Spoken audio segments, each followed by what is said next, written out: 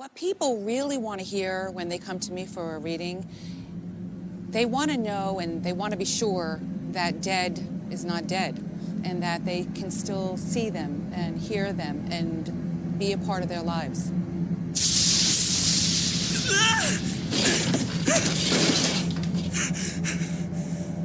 No reason to act surprised. I am the Shinigami Ryuk.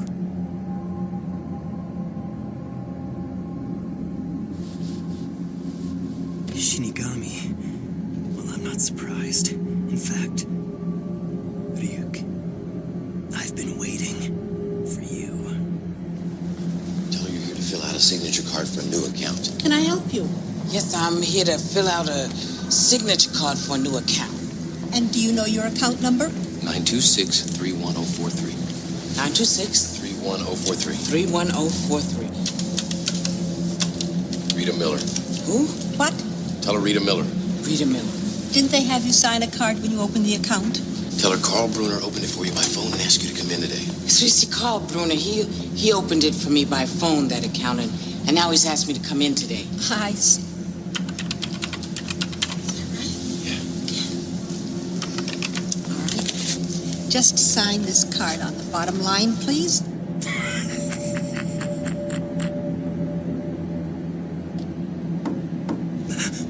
Line? It'll be all right. Answer it. What is it? I thought you'd like some apples. The neighbors brought them over for us. Why on earth is it so dark in your room? You ruined your eyesight. What's going on? Mom can't see him? You are the only one who's able to see me. And of course, my voice can only be heard by you. What are you doing? What do you think you're doing to me? Hey, look, if you think I come all the way down here for my health, you're out of your mind. Sam's dead, okay? He's dead. Tell her I love her. He says he loves you. Sam would never say that. Ditto. Tell her ditto. That was ditto. Ditto.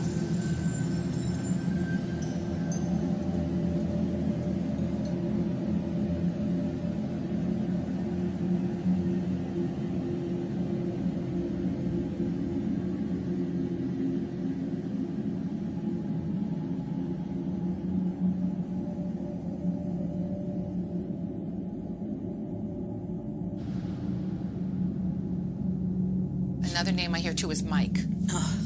My son. He's showing me his crossing. Something happened in his lungs, and it's as if he's trying to say at the end he couldn't breathe. Who lost this child that is trying to tell me that they're here? I did. Oh, I'm so sorry, sweetheart. They're showing me that when she left for that side, she was young. I don't think she was even 5 years old. How old was she? She was 2. She's trying to make sure you understand that it was her time to go. And there was nothing you did, and there was no choice that you made, and you are not responsible, and she does not want you to feel guilty. I've heard of mediums in the past, and I've seen some on TV, but I never believed that it was real. And the cancer, was it up in this part of her body? Yes. Because here is where she showed me the cancer's all here. My sister passed away of breast cancer, and she had mentioned early on that she's seen something or felt something within the chest. Right now, she's just counting on you to send her love. Tell everybody you've heard from her, and the suffering is over. All right. One other thing, whose name starts with an L? She's telling me she's with her, Louise. The chances of her knowing or even coming close to this person, Louise, which is my cousin, my sister and my cousin were extremely close. That was an experience that I'll never forget for sure. One other name she mentions is May, M-A-E, is there. Conchetta mentioned the name May, and she actually spelled it out, M-A-E. And at the time, I had no idea of who she could possibly be talking about. When I went home, I talked to my wife about my experience, and she indicated her stepmother had recently passed away within the last 12 months, and her middle name was in fact May, M-A-E. My first name was Annie. And I wanted not to believe. I wanted badly not to believe, but as a result, I just could not deny that she was right on. Do you you or bring you communication from your dear little girl through a medium, because that practice has been forbidden. So anybody engaging in that practice is not a good or godly spirit. So get this. So they say to me, then how did that spirit know about the pink teddy bear with the locket in the bottom drawer of my bureau? And they told, my little girl thanked me for that teddy bear, and I never had the chance to give it to her because she died before I could give it to her. Then I know this is real. And I say to them, I know this is horrible. This is how despicable these demons are. They take glee in making you suffer. They know about the pink teddy bear because they saw you buy it. They know where you put it. They know about the locket. They know about the inscription on the back. I said, they are deceiving you. Why are you doing this to me? You hear me? Why are you doing this to me? I can't. I just can't. What May tell her? Tell her she's wearing the shirt that I spilled the margarita on and the earrings that Ollie, Sam says to tell you you're wearing the shirt that he spilled the margarita on and the earrings he gave you for Christmas.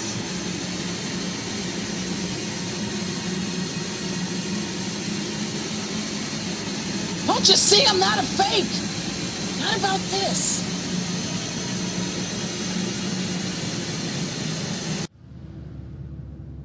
You came up with names a lot of times. Yeah, well, that's them. They came up with names. I get the credit for it, but they're really the ones who are so amazing. Oh, you're amazing. That makes me very happy. But if you walk away with anything today, I don't want you to walk away with saying, I'm amazing. I want you to walk away saying, my family's not dead. And someday we'll all be together again. That's what I want you to walk away with. Oh, thank you. So I got the evening off, and I went out. We went out and had dinner. He told me, hey, I got something fantastic to tell you. He said, I am affiliated with people that speak with the spirits of the dead. How would you like to talk to the spirit of your dead mother? And I was shocked. I was shocked. He said, you wouldn't be afraid of talking to the spirit of your dead mother, would you? Well, I said, I'll tell you what, I would have to give that some thought, because it's something I never thought about before in my life. Most of us probably haven't. A little afraid of something like that. Well, he says, you know, it's written all over your face. You're afraid of going to a seance. But he says, I know you. He said, you're going to come. And then he started telling me how brave I was. When he says, you're not the same man. You've changed. You're chicken. That's all I needed to hear. I said, when do we go to a seance? Health place? No. Okay. I'm not saying that's where you should work, but you might want to go back to school. Have you thought of that? Yes. I feel you need to go back to school.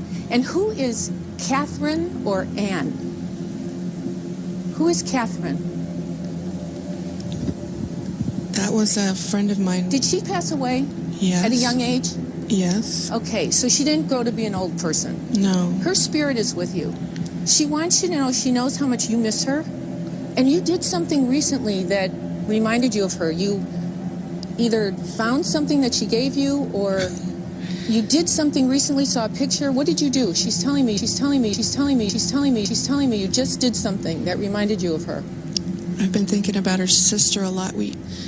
She was murdered when she was 14, and we'd all thought that Ted Bundy had done it, and that was the current, that was what everyone thought until they found the real guy, right? Yeah, and he's in prison right now. Right.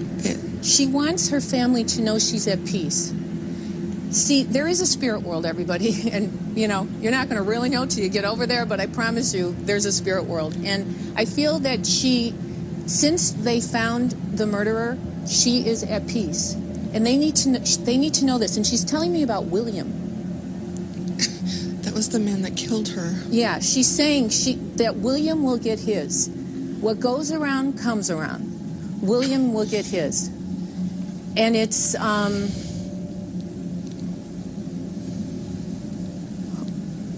there's a sign. She comes as a sign. Do you see signs and you think, oh, that's her? Did she give you an owl or a bird? Did she give you an owl or a bird? I was in the hospital once when we were 12, and she came to visit me, and I still have a little...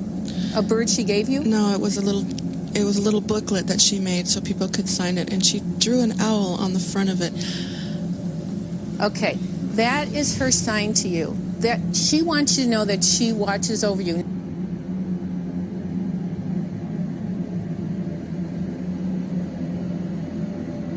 How did that spirit know? Anyway, your friend wants you to know that she's at peace, and I gotta go. So thank you for, I'm sorry I didn't read for other people, but you guys, thank you so much for trusting me. And just know your friend is at peace. Tell her family. What do the you think? spirits know.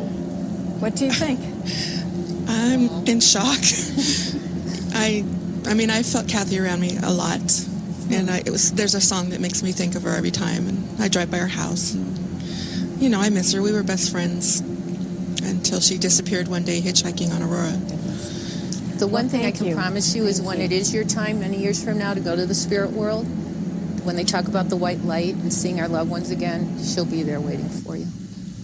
Thank you so much. Shar, thank you. Thank you. If you're interested in a reading from Shar, she's doing a small group reading tonight at the downtown Seattle Marriott starting at 6:30 p.m. And it amazes me because all of a sudden, only Bill would have known that. It's amazing. Nope. The spirits that were around Bill that are familiar with him intimately knew that too. And now that demon is communicating back to the demon that's in the psychic. It's a demon hotline.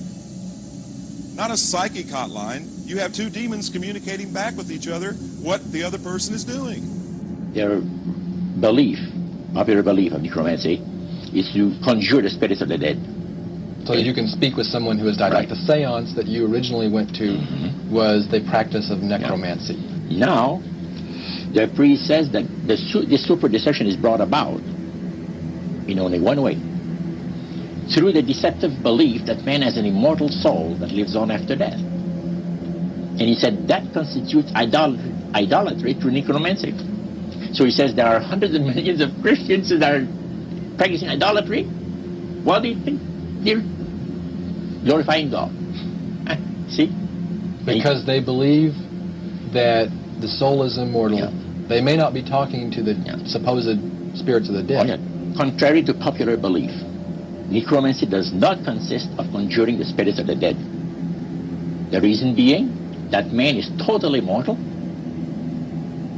and does not possess an immortal soul. So who are they talking to? He says the friendly demon spirits that have always found over the centuries great delight in impersonating in apparitions departed loved ones and persons of great renown. Necromancy is in reality a belief, a religious belief.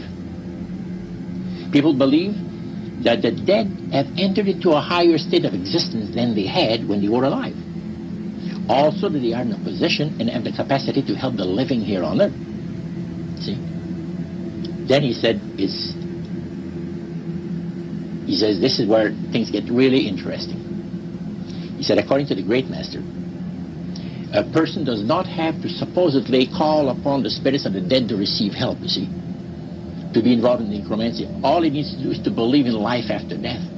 Because he said, necromancy is the belief that man as a human being has an immortal soul. So anybody that believes that man has an immortal soul is involved in necromancy. It's that simple. By people believing that they are either talking to the saints, see, the spirits of the dead saints, or a dead relative, or a dead person of some type, when people believe in this business, they are actually opening themselves to be completely deceived by demon spirits, because it gives the demon spirits an opportunity to impersonate the dead, see, and for people to believe their lies.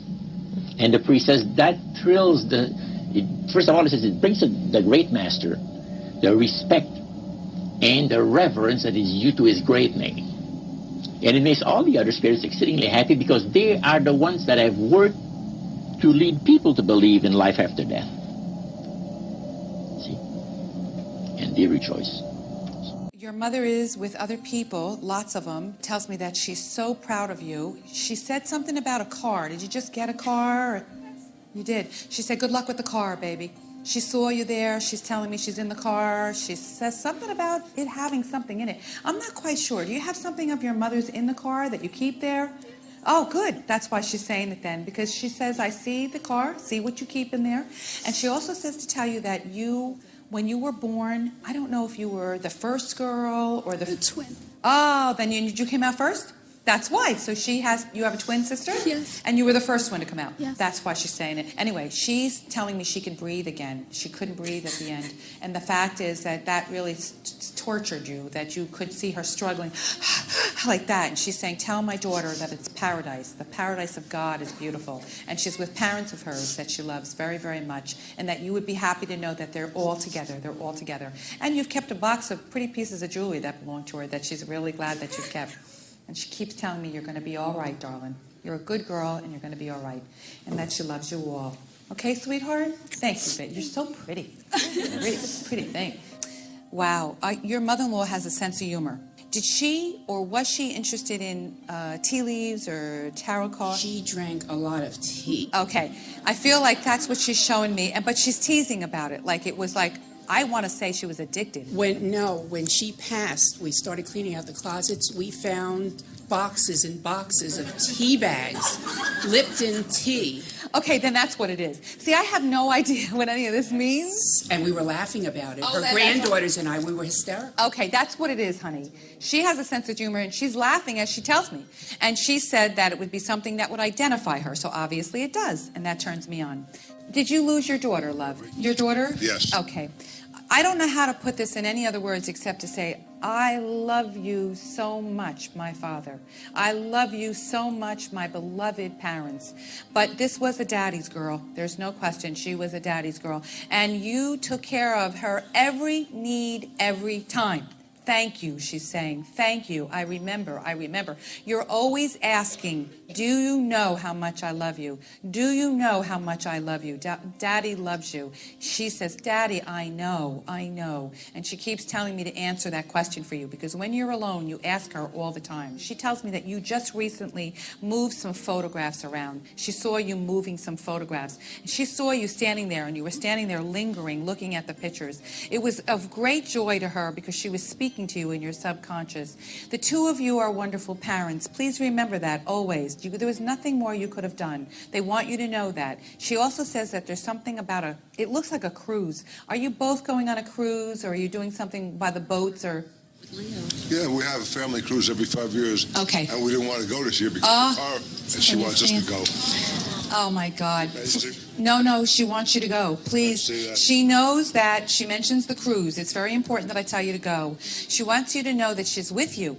And she's very proud of her friends and her family, all of you. Please says to tell her mother, Mom, there's pieces of jewelry you kept of hers that she knows that you treasure. I feel like when she shows this to me, it's either in your pocketbook or you have something here with you that you brought. And she says, it's in there. Tell my mother I know. I saw her put it in there. Do you know what she's talking about? I have her jewelry and something, her cat. In your pocketbook? Yeah. Now, very good. Please tell you no, she knows you put it in there. And you said, if this woman tells me this is in here, I'll believe it. If she doesn't tell me, I won't believe her. So, Mom, I'm supposed to tell you, don't believe me, believe your daughter, because that's more important. Thank you. You're welcome, sir, I assure you. All right, there's somebody trying to tell me something here about a boy that committed suicide. Who is it? Oh, God, they want me not to let you leave. Somebody's telling me something about somebody. They think they committed suicide. It was an accident.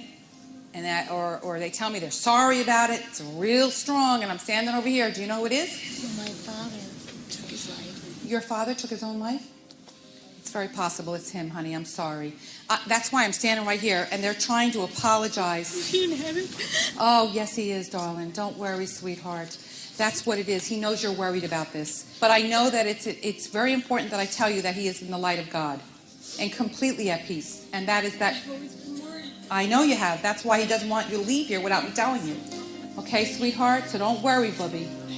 Okay, all right, baby. You're going to be all right, sweetheart. It's going to be all right. He's really in heaven. Don't worry about a thing. All right? So one Saturday evening, we were in the place. It was the very first time. Very beautiful. Played the medium. Was a lady. She had a gorgeous new home in Montreal. And there were about 20 invited guests there, which I was one of them. And she communicated with the spirits for different people there, and telling them what the spirit said.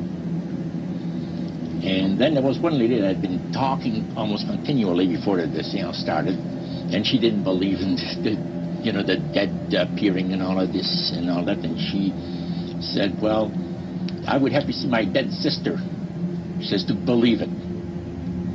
So while the seance was going, one man said, I would like to talk to my friend that died 6 months ago, but I don't want him to appear. Just want to talk to him, because he says, I don't trust you talking to my friend for me. So the medium says, let me inquire of the spirit. Yeah, the spirit will talk with you. And that big masculine voice was heard in the place. It says, hi, Frank. It's nice of you to ask for me to talk with you. And they had a little chat. And after it was over, Frank says, this is the greatest thing on earth, to be able to talk with the spirits of the dead. Then the medium said, we have a very special surprise tonight for you people. A spirit will manifest itself openly here in a few minutes. And it's like a big gust of wind hit the building. And right through the wall. Now, the lights weren't terribly bright, but they were like living room lights. A couple of floor lamps and maybe some of these. And that translucent being seemed to come right out of the wall. How did you feel right at that moment? It's almost like my heart stopped a little bit. Very weird feeling. So it was a lady in a beautiful evening gown, swirling. And she said to Mary, my dear sister, you are so wonderful to have asked for me. And Mary fainted and fell right off her chair on the floor. And a couple of guys jumped up and picked her up, and spirit gone. And that was the beginning of it. That's how you got into it? Yeah, that's the way I got into it. The voice would change, and it would be just like your Uncle Bob, who's been dead 10 years, and you would go, oh, that's my Uncle Bob, and he would speak, give you a message, that kind of thing. To be honest, that scared me. I only went to a few of those, but my mother certainly went to more, because she was developing towards becoming a medium. She was going to all the development classes, and she was coming on leaps and bounds. But what started to happen was she could no longer control the spirit guides. They were now choosing when to come through her. She could be, I was with her a few times at the shops, walking along the street, and the spirits would come through her, take control when she didn't want to, and take over. Really, they did it to such an extent where her life was not her own anymore. At this point, she wanted out, because there was so many spirit voices. They all wanted to give messages to the neighbours, to passers-by, she just, it was getting to the point where she didn't know her own thoughts anymore, because they were always talking through her. So she tried to get help. My mother had psychic experiences really since she was a child and through her teens and adult life, but she tended to ignore it. She wasn't too interested then. Obviously she met my dad and they had me, so it wasn't till in later years she decided to pursue it and develop it further. Really, when I was about a preteen, I also had psychic experiences as a child too, and was very interested in it as well. Cousins that were involved in spiritualism. In fact, an uncle was a head of a spiritualist church in Ayrshire. It was a normal childhood most of the time. Really, my dad wasn't interested at all in it, so my mother and I didn't really go into it too deeply. Eventually they divorced, and really then I suppose she just plunged into it in a deeper way. But certainly as a child, there were several psychic experiences, dreams, that kind of a thing that my mother and I had. So throughout my childhood there were a few, but it didn't develop until later childhood. There weren't too many scary things happening yet. That wasn't till much later. As a child it was more, I was fascinated with the supernatural. I loved ghost stories, watching supernatural programmes on the TV, ESP, these kind of things. It wasn't till later on that the frightening stuff began to happen. By that point we were both really well and truly involved. As a pre-teen, my mother had already joined a spiritualist church, and I joined it too, and we went every week, a couple of times a week. So by then we were already involved in psychic development classes, mediumship training, seances, that kind of thing. We were already involved in seeking mediums for messages from dead relatives, and really developing in it. We were interested in astral projection, astrology, meditation, yoga. We were becoming deeply involved. So when the odd frightening thing happened, I guess we thought, well, it's just a hazard of the job. You're dealing with spirits, you're bound to get a few negative spirits. We didn't really question too deeply straight away. We had communication with spirit guides. Spirit guides tended to be, the way it would be described would be perhaps an Indian chief or some spirit that had just evolved high up in the spirit world, that had chosen us and had come to be our guide, give us advice, develop our psychic abilities, really be with us all of the time. They would also help channel apparent dead relatives. That's what they explained it to us, whether it was our great-gran, our sister, great-uncle, whoever, channel them through and communicate with them. But yeah, sometimes it would be the spirit guides giving her the information, other times it would be the relatives themselves. I was more encouraged to take up the psychic art, which was, I didn't get too involved in it, though I started it and became quite frightening, so I didn't pursue it. But that was where I was encouraged to let a spirit guide take over my hand, draw the psychic art, draw the picture, the portrait of the spirit guide, or even the dead relatives. So of course, if I was to give that portrait to a relative, they would think, oh yeah, that's my dead granny, that just looks like her, and it would make them think that the grandmother had come through to them. As I say, I started doing that, and I started doing Kirlian photography, which is photographing spirits with infrared film. But ectoplasm would start to form, and really I got quite afraid of that, and I just didn't want to pursue it. I thought I would go back to it in a few years, but I didn't want to pursue it any further. My mother was much more involved than I was. I was a pre-teen, so I was more involved in going out with friends and that kind of thing, but she delved right into it. She would allow spirit guides to take over her hand, and she would write screeds and screeds and pages of so-called sacred writings. A good friend at the time, she was a Catholic girl, and she told me the Bible said you shouldn't do that. And I asked her, well, why? But she didn't really know why. She just said you shouldn't do it. The spiritualists just assumed, well, Christians are kind of narrow-minded. The Bible, they didn't really believe in it. And some Christian spiritualists even said, well, they sometimes spoke to Jesus, that he was just a psychic, he was just a medium, and they sometimes channeled through Jesus, and it was all kind of mixed up. So at that point I thought the spirit guides were truly who they claimed to be, and the dead relatives were truly who they claimed to be. As I say, if a poltergeist activity did occur, spiritualists would explain that in the sense of, well, sometimes you do get a mischievous spirit that manages to get through and that kind of thing. Hi guys, happy Halloween. We're going to try this again. Didn't work out too well last time. I'm a bit like this though. If you didn't see what happened last time, I'll annotate it up there somewhere. 1, 2.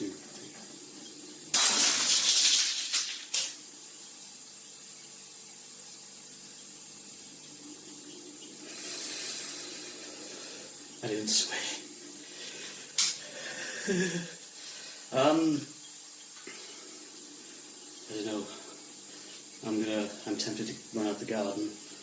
I really can't do anything with that anyway. I think the noise is going on.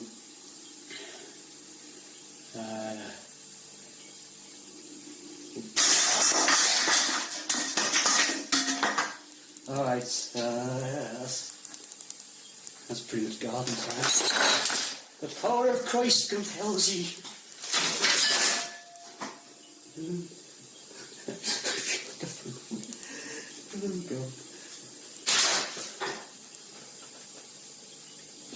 Yeah, that's kind of... I'm using my Ouija board to myself. The power of Christ compels ye. That's terrible. Garden time.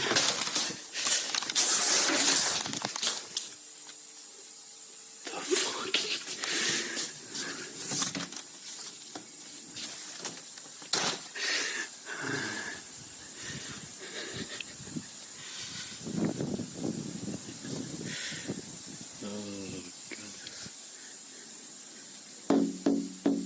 Oh, that's me knocking.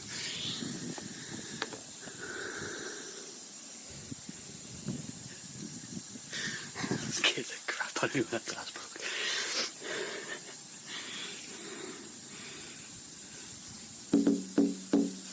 Can I come in? The EMF meter as well. It'd be interesting to see what happens with that. Oh, obviously not done. I wonder which way it was moving it to. Where's the board? Oh, that would have been a no from what I was saying.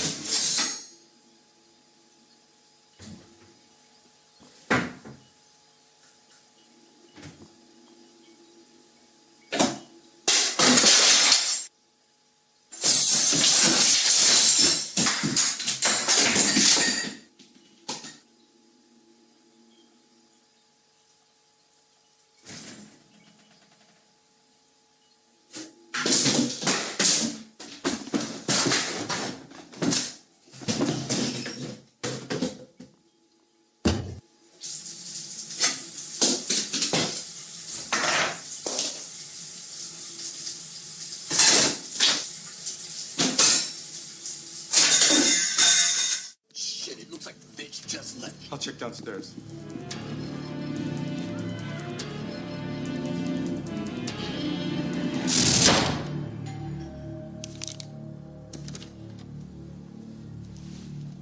Call.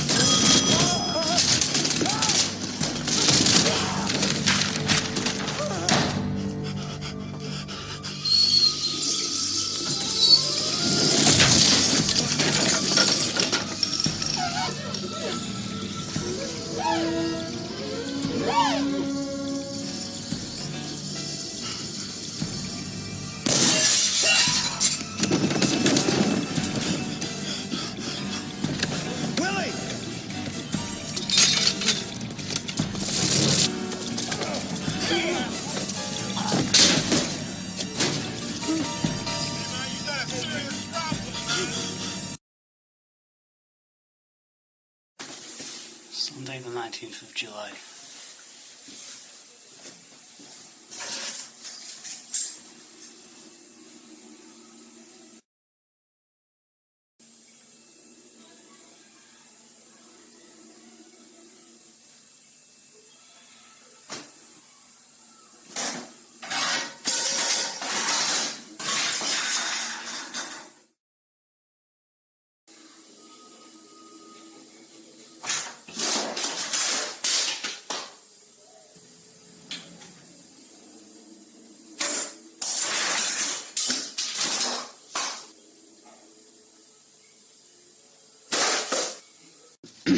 I'm in my greenhouse now, it's just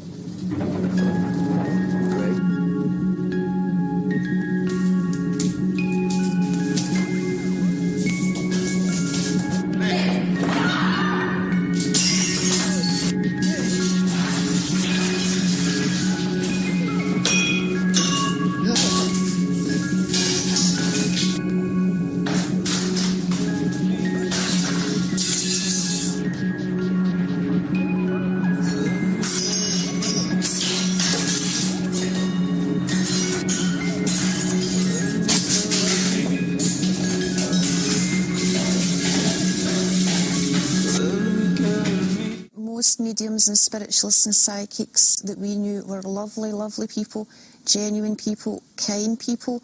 I think that's why a lot of them were attracted to that, because they felt they could help others, they could bring comfort to people, guidance, direction, you know, predictions about their future, prophecies, they could help people. So it seemed a lovely religion to be in. It seemed, you know, helpful and everything like that. There would be psychic premonitions and dreams, even about what would happen on the news next week, that kind of thing, that would all be very accurate and come true.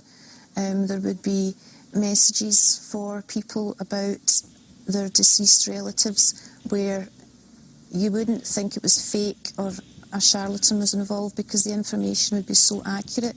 Names, dates, places, descriptions of the deceased person, their personality, phrases they might use a lot. You know, you wouldn't think it was fake at all. And we started to also, round about this time, heard rumours of lots of other psychics who were going through the same thing, even mediums who were trained, who were having this problem or having poltergeist activity in their house, and they weren't able to cleanse it or to control it. So that we started to get disillusioned with it then. So we thought, why now have our spirit guides turned against us? They attacked my mother, they threw her about the house. I was talking about shopping. Several times she was picked up and thrown over cars, over the bonnets of cars, that type of thing. The dead relatives, like apparently my grandmother and that kind of thing, had always been kind and given advice. Suddenly they turned against us and would shout obscenities at us. So it was confusing as to why is this happening, and is there another power actually behind? They're not really our relatives after all, or our spirit guides after all. Really because of what was happening in the house, my mother was losing control. The spirit guides were harassing her so much. Sometimes they would force her into a trance. Once the kitchen went on fire and she didn't realise it happened. The whole kitchen was up in flames because they had took her away in a trance, and she didn't know, she just didn't know what was happening. So that's what made me question it. I stopped going to the Spiritualist church then, although I actually still believed in it because it's all I ever knew. Eventually I went to university. I was in second year studying psychology, and a lady, a Christian, came alongside me. We became friends, and by this point my mother was taken and put into the psychiatric ward because the spirit guides were telling her to kill neighbours and kill people. So the police were getting complaints about my mum. The doctor had complaints about my mum. She felt she had to do it because the spirit guides were telling her to do it. So, but then it was obvious our mind was so badly affected. So I told Susan this, and she surprised me by saying that Jesus could help with this. Well, I hadn't read the Bible before, so I wasn't very sure at first whether or not to believe her. But she explained that she went to a Pentecostal church where some of the members had been involved in spiritualism before, or psychic phenomena before, and they had had horrible experiences too, whether poltergeists or similar experiences. But once they became a Christian and asked Jesus into their heart, Jesus had cleansed their house where mediums before had failed to cleanse their house. So that was beginning to make sense to me. The more she said Jesus could cleanse your house, well, my mother's house was still haunted. My flat still was not so clear. So I went along because a prophet was there. But obviously I heard the gospel, and I heard about Jesus, and for the first time I thought, gosh, you know, this could be real, and I hadn't really considered before that it was real, that the presence of God was there and touched me for the first time.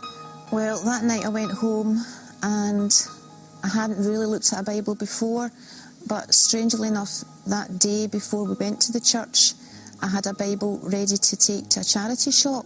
So it was sitting at the front door, but as soon as I got in, I opened the Bible, and I was starting to get a bit confused, because I thought, well, maybe Jesus is just a psychic.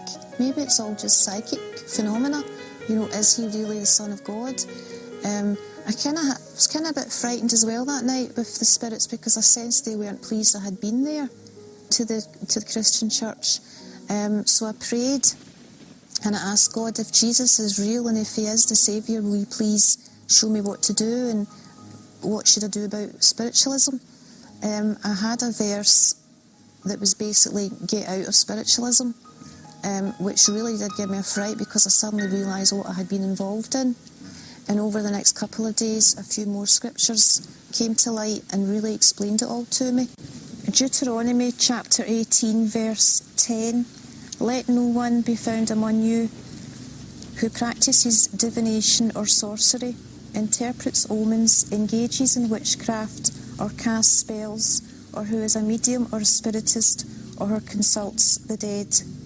And it goes on to say these things are an abomination to God. So I got a fright reading that.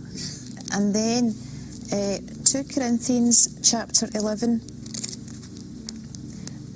for such men are false prophets, and no wonder, for Satan himself masquerades as an angel of light. It is not surprising then if his servants masquerade as servants of righteousness.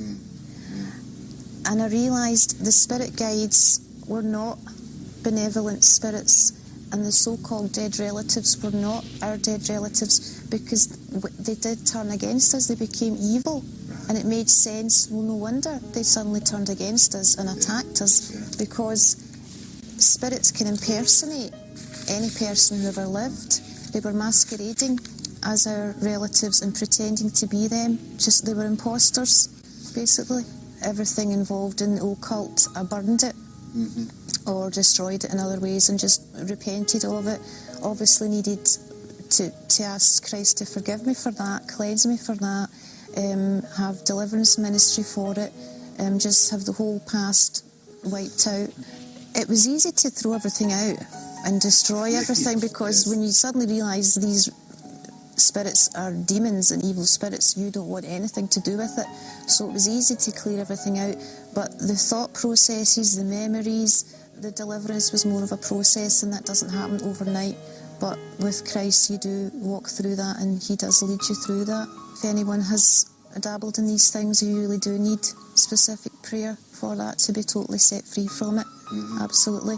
I think it'd be quite difficult to continue your Christian life without having that all dealt with and totally be set free from it, to really be able to grow and mature as a Christian.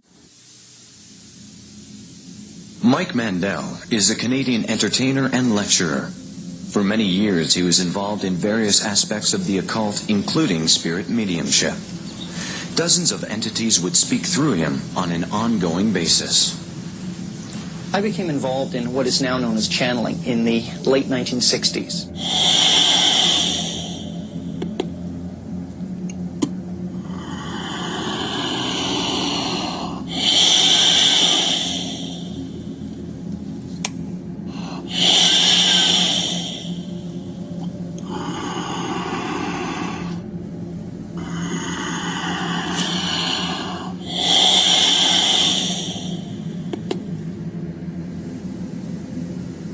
All right. Greetings, dear ones. Yes, hello, dear. May the peace of the Great Spirit be with you always. So let us begin with the discussion.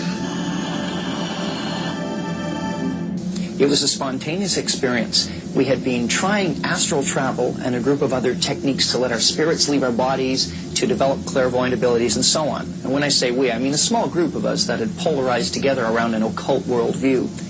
By trying these different techniques, I inadvertently opened myself up, and various entities began speaking through me. initially speaking in my head, and then eventually taking over to such a degree they were using my vocal cords and speaking through me to our friends. Mike could literally be talking to you as I'm talking to you now, and instantly, in a moment, change and be taken over, and someone else would be talking. And his voice would literally stop being Mike and all of a sudden be somebody else. Initially, it seemed to take them quite a bit of effort to take control of me. And it was more or less a voluntary thing. But as time passed, I realized that it was getting much, much easier for them to slip in and out. We used to call it someone popping in. We'd say, oh, so-and-so just popped in when you were gone. And they would appear sometimes for hours, sometimes for just a few minutes. And then we realized eventually that they were able to go in and out as they pleased by the end of things. And we asked one of the entities, someone asked on my behalf and said, why is it that you can get in and out of Mike's personality so readily? And they said something to the effect of, all human beings have a door that will keep other spirit beings out. And in most people's cases, the door is locked and barred and stapled shut and roped shut and sealed. And they said in my case, it was virtually hanging off the hinges. The first time I ever talked to Tobias was on an airplane in 1997, and I wasn't particularly spiritual or metaphysical. I was in the business world at the time, and Tobias came in on this plane flight and started talking, and hasn't stopped since. But initially, it was just me talking to Tobias. I hadn't even told Linda about it. And how long did it take you before you broke it to Linda that this It was about a year. So you kept it to yourself for a year? Yeah. I received what felt like, what I experienced to be a telepathic contact from Bashar and his people. In that moment of the telepathic contact, a memory actually came back of having made an agreement somewhere prior to this life to do this. I grew up in a Roman Catholic family of Sicilian immigrants. Most of them, even today, after I've been channeling Joseph for 15 years, don't know what I do. They have some idea, because I don't talk about it to them, and they don't ask me. They know I do something weird. I was very lucky. I had a lot of support. My friends were very accepting. And that's one thing that I've always been really open about. I didn't really hide it, even from employers, you know. And I've always felt it was really important for me to be honest about that, because I saw how it impacted people. I started in a class where we were really studying making a bridge, an interpsychic bridge to other sources of intelligence. And so it started in the context of that class. See, I thought that all of these esoteric things were for older women over 40, and it would have nothing to do with men. So I was dragged to these two guys who channeled for me, and there was something, this was 3 years apart, they both told me the same thing. And that is when I had to start looking at how could guys 20 years apart in age, 3 years apart in ID, who never knew each other, give me information that was identical. And the information just happened to be that there was a master named Cryon who I was supposed to get a hold of. He says the grain plane, the master's grain plane, for harvesting the nations, for harvesting the multitudes of the earth into his cause, just before the close of the great controversy between the forces of good and evil. So we continued, after we expressed ourselves that we're deeply interested to know more about the activities of spirits. And he said it's going to be done in a unique manner. This grain plane is going to take people are going to eat the stuff. Because he says demon spirits will declare themselves to be inhabitants of far distant planets in the galaxies that are coming to warn the inhabitants of planet Earth of the impending destruction of the planet, unless something seriously proper is done to avoid it. Due to the fact that the millions of the Earth people believe in people having an immortal soul, this is readily accepted. When the spirits will, through a trance medium, converse with influential people of the land. Now, what is a trance medium? It's a channeler today. What is known today as a channeler? Channeler, yeah, okay. Shirley MacLaine's experience of getting involved with Spiritism and with the inhabitants of far distant planets in the galaxies. I taped the whole thing in 3 hours. And you were hearing the fulfillment of what this high priest had said 45 years ago. Yeah, exactly.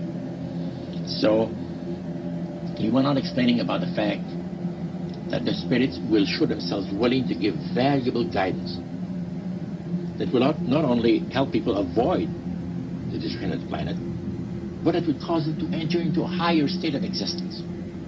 For instance, he said the spirits will promise, this is a big word, promise, that if their recommendations are followed carefully, they will usher in a glorious new age of peace and prosperity. And there'll be, there'll be no more wars. See?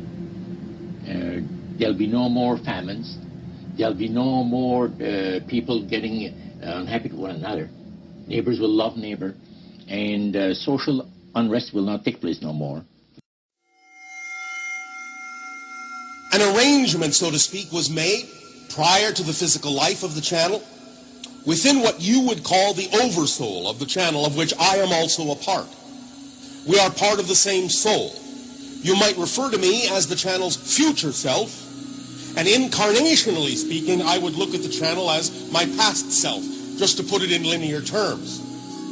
We are not happy with the way that things exist currently in our reality. All right, we are from what you would perceive to be the future.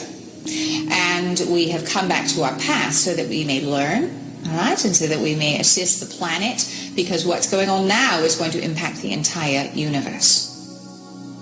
Well, we would prefer that you ask us, if you like. There's nothing in particular we would like to say, except that we're here, and it's very, very pleasant to be here. It's a delight. It's part of sharing with the big S, if you might say. The archetype of sharing is something we enjoy embodying. I've had many, many lifetimes on Earth. I have deep love and compassion for humans because I remember what it was like to go through the things that humans are going through now. I remember the challenge in particular, the challenge of knowing at some deep level that you are a spiritual being. Our goal is simply to help people live a more joyful, abundant life. And whatever it takes to achieve that, we're willing to do. So that, in a nutshell, if you will, is our work. You sit in the energy of a great shift. Many of you are feeling it. Maybe that's why you're watching this now. Maybe there's something that has happened in your life that would allow you for a moment just to open your mind and look inside something you always thought was untenable before, only reserved for those on the lunatic fringe before. And here you find instead wisdom pouring out. Perhaps you'll even feel the love of God pouring out. There's a lot of things that are being transmuted and altered at this time. All right? You're finding some things out about some of your religious leaders. You're finding some things out about religion that just isn't holding true to you. It's not ringing true to you anymore. Well, we want to tell you this, is that there is so much here that is hiding. But you must feel it. There has been such a shift in these last years, especially in the last 20 or so. You're remembering who and what you are, and it doesn't need an intermediary. This changeover from the old religious system that so many of you are familiar with is difficult, very difficult, because it holds on tightly. Those who have such a strong concept of God as some higher authority and is the only creator, they want to hang on to that dearly. They fear letting God go, their old God, you see, because they are so out of touch with themselves they can't possibly even contemplate what it's like to have to go inside. They claimed to be distinctive entities. In other words, if they had a name, they would say their name. If they had a purpose or a distinctive, they would tell you that in many cases. But the the range would range from very what we call low-level life forms that really didn't seem to have any purpose except to be pranksters, that sort of thing, on up to through the sort of human range, right on up to the what you call ascended masters, the wise, benevolent, powerful type entities, and the antithesis of that, the evil, powerful, intelligent entities as well. They claim to be ascended masters, highly advanced spirit beings even on other planets, people on various astral planes who had reincarnated and then gone on to perfection, Tibetan Buddhists, people from the past. I mean, there was an entire realm of things that they called themselves. However, the common thread was they were all spiritually pure and were contacting our little group specifically to help us evolve spiritually. There's no question in my mind now that they were demon spirits. Warner often witnessed strange occurrences. He feared the darker controlling entities, one of whom regularly threatened him with knives. Still, he was fascinated by the spirit's powers. One evening when I was over at Mike's place, we were just sitting talking when all of a sudden one of the entities popped in and became visibly angry with, I think, primarily myself, and began ranting and raving. I can't remember the exact words he was saying, but he got up and sort of stormed off into the kitchen. My habit being to always follow Mike into the kitchen or anywhere where there were knives present. And so I just followed, but I was very concerned with what was going on. As I got to the doorway of the kitchen, Mike was standing and had picked up 2 Coke bottles off the counter, 2 26-ounce Coke bottles, and held them both out in front of him and crushed them simultaneously, one in each hand. Then, unfortunately, Mike, the entity left, and Mike was not able to come back right away. And in that delay time, Mike fell forward into the broken glass, cutting his, I don't know if his hands were cut at that moment or when he actually crushed the bottles, but they were cut fairly badly. He was obviously in shock when he came back. I got him up, moved him to the couch in the living room, and again he was taken over, this time by another entity which seemed much gentler and more benevolent, and held out his hands in a very almost pathetic sort of way and said, "Do the wounds on my hands seem familiar to you?" And now we had an entity who was claiming to be or imitating Christ. Then I would have believed entirely that they were higher beings, a higher spiritual order of beings. I wouldn't have believed in demons. I didn't think they existed. I thought they were an invention of the Christian church. In retrospect now, I can see back with horrible clarity that they were malevolent, created demonic spirits intent on our destruction. In my own case, I recall that some of the entities we had to deal with were overtly violent, almost psychotic. And the others were pure and altruistic, and all they wanted to do was help us, and they would warn us about things that the nasty entities were doing, and they would give us teaching and methods of developing ourselves and so on. In retrospect, I'd like to say that all the entities were equally evil. It was the clever way it was presented by showing this group as overtly evil that made us more ready to accept these guys as the good guys. In reality, they were all in it together. In evaluating the situation, the reason they appeared to be good or evil was to create a contrast and also to create further deception. You know, it was obviously that the whole thing was an incredible deception, but it would have had no credibility if it was obvious as a deception. Obviously, what spirits do is warp people's perception of what reality is about. And I think one of the difficult things is that you are really dealing with people who are being duped, is the best word I could say, and in that handing over of themselves to this power, in that handing over, they're going to see that as good stuff and not see that they are moving towards some very destructive things for themselves and for others. Spirit channelers and mediums from all walks of life claim contact with the spirit realm. The purpose of this contact, supposedly, is to teach mankind to achieve a higher state of consciousness through the knowledge they present. A classic example is J.Z. Knight, a highly successful spirit channeler who channels a spirit calling itself Ramtha. Ramtha's School of Enlightenment claims to reach some 60 cities in 26 countries around the world. In this interview, shot in 1998, Knight explains how she came in contact with her guiding spirit. This was like an angel in my kitchen. You don't have time to react. You don't have time to rationalize this in your life. This is happening in your little kitchen. I just blurted out, "You're so beautiful. Who are you?" And he smiled. This beautiful smile lit up the whole room, and he said, "I am Ramtha the Enlightened One, and I've come to help you over the ditch." And I looked back up at him, and he said, "Beloved daughter," he said, "I have come to make you a light to the world." Equipped with a bad British accent, something that seems common among channelers, Knight gives herself over to the spirit of Ramtha. I am Ramtha the Enlightened One. I am 35,362 1 and 37 seconds years old.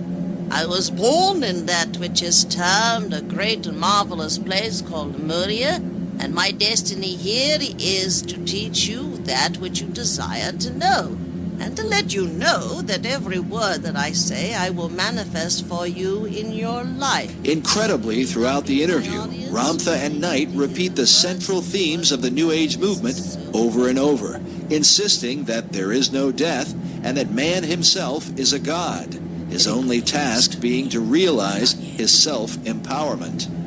So I must become the teacher. I must plant in your mind outrageous concepts. Here, Knight denies that Ramtha is a demon, but believes he was a man who has achieved divine status due to knowledge and experience. He's not a devil. He's not a demon. He's not a guru. He's a god. I am a teacher and a god. I'm a god because I experienced all of these things. And I am a teacher, not of truth, but of philosophy. Ramtha insists that his teaching is simple, to get people to realize the great intelligence within themselves, and that they can do no wrong. It's really simple. First, you have to acknowledge that you are the great intelligence and it lives in you. And your body is an extension of that intelligence. And there is no good and bad in God. That's impossible.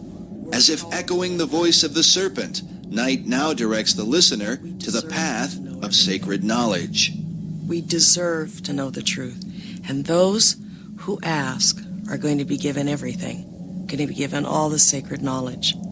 We are not given but one lifetime to prove what we know. This is not a test. It is an opportunity. Ramtha propagates the New Age lie that man has many opportunities to get it right through reincarnation and evolution. Years ago, I would say that I'm relatively young to many of you who have been reincarnating and slowly evolving to ask the great questions, the great mysteries, to have them revealed here. My daughter is here simply to say, you're an immortal.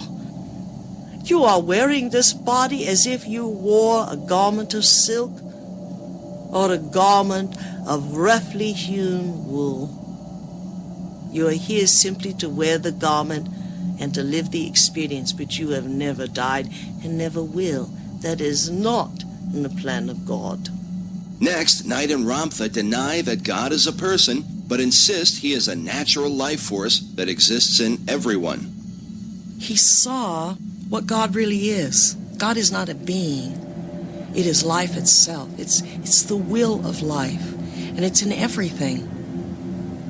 You want to help people, and you have to live your light, and you have to be proud that you accept if God lives, He is in me. And you are a righteous man for saying so. Because if He lives in you, then He lives in everyone. Why cannot everyone share such a treasure? I love his message, Behold God. I love it that he says to us that we are divine. The journey of awakening is not through a redeemer, but when we realize we are our own redeemer. It is a lie, what the fanatics tell you. As with the rest of the movement, rejecting the gospel of Jesus Christ and the teaching of the church is essential to the message. As long as we think that some channel, some channeled entity, some Christ, some priest, some preacher, some deity, some prophet is our Redeemer that excuses us from living life, we have missed the message. Why don't we learn to think on our own and find new benefactors for that greatness? Genius, it is that which is not mediocrity, is not predictable, is not funded, is not hired. It is that which can dream beyond the paradigms. You have the ability to be a genius. And did you know that every dream that you dream should never be put aside as imagination? That every dream is the next step of your evolution. And Ramtha gives us permission. He first says, you are God. Now let's get about learning how to be that. Religion is no longer sacred. Everyone questions. It's church. They should. Everyone questions the meaning of life, and everyone questions the direction that science has taken. And when you do that, it is an age of enlightenment. We cannot have enlightenment does not come on the heels of the Black Plague. No, that is not enlightenment. Enlightenment comes on the heels of plenty. Because only when you are gluttonous to everything and you question everything are you ripe to know what you have never known. So forget about the past and live today on the wisdom, the virtue of what you've gained. You don't have to feel guilty about your life anymore. I would love someone to stand up and say, God doesn't live outside of you. God is you. While J.Z. Knight is among the more successful mediums, she is certainly not alone. A nearly identical doctrine is preached from a series of channelers who believe they are in communication with extraterrestrial spirits from other planets and galaxies. Next, we are introduced to a woman who channels a spirit, calling itself Leah.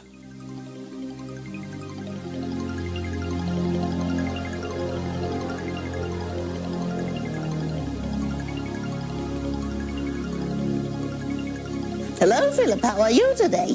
Very good, Leah. How are you? Very fine, thank you. So, what is it that you wanted to know? Where are you from? I'm from Venus. I don't think anybody's going to believe that you or anybody else could be from Venus. Could you explain to us how you could be when everybody knows it's uninhabitable? They think it's uninhabitable because it is not inhabitable by physical life forms. We have bodies of light. While Leah rambles on with fantastical ideas, she soon compels the audience toward global unity, a message found throughout the New Age movement. And what occurs here on this planet will affect the rest of the universe.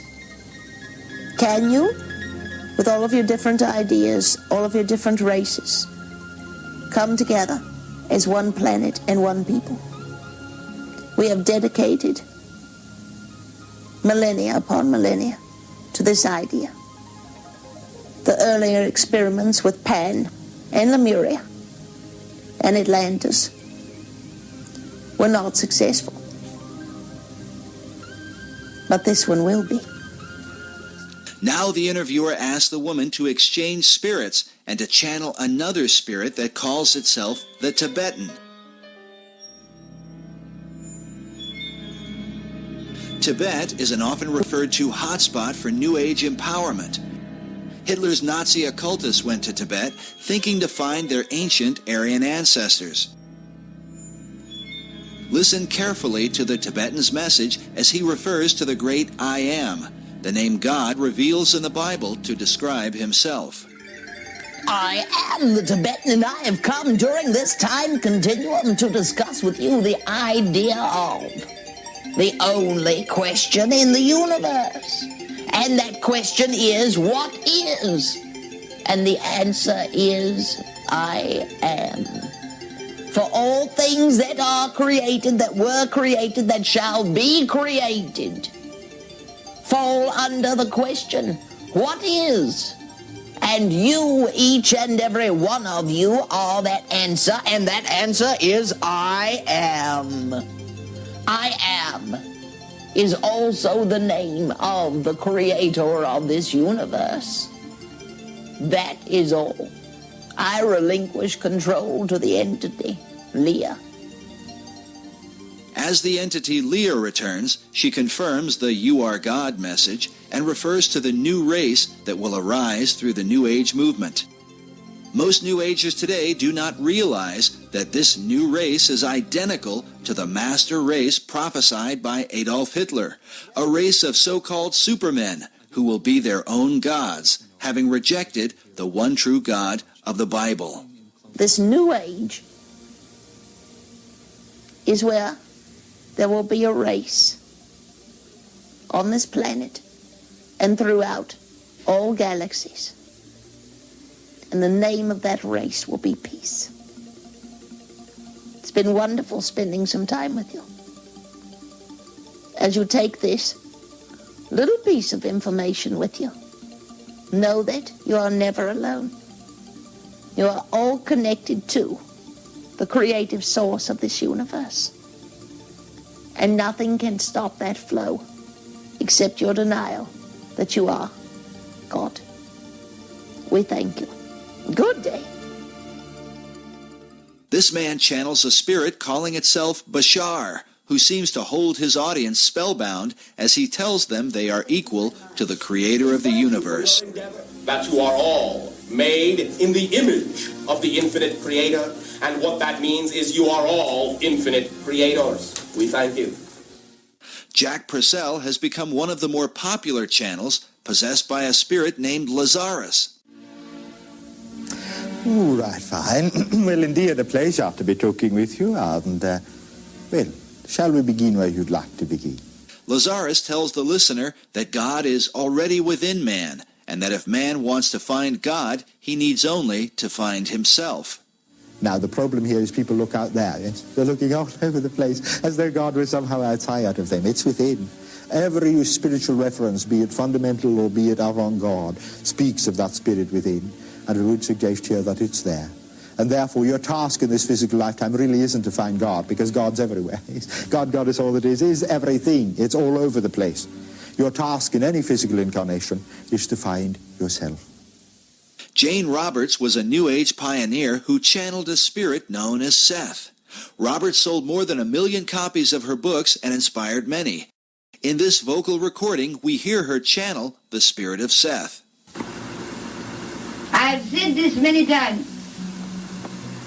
I say it 1,000,000 times. Here in this class and in my books. You form your reality. Then what is the you that forms this spectacular reality that you know? When will you be willing to admit the greatness that is within each of you and not cower and not say in this realm of reality it is not possible, but encounter the greatness within yourselves. Clearly, the main message that Seth is trying to say is that people are gods in training.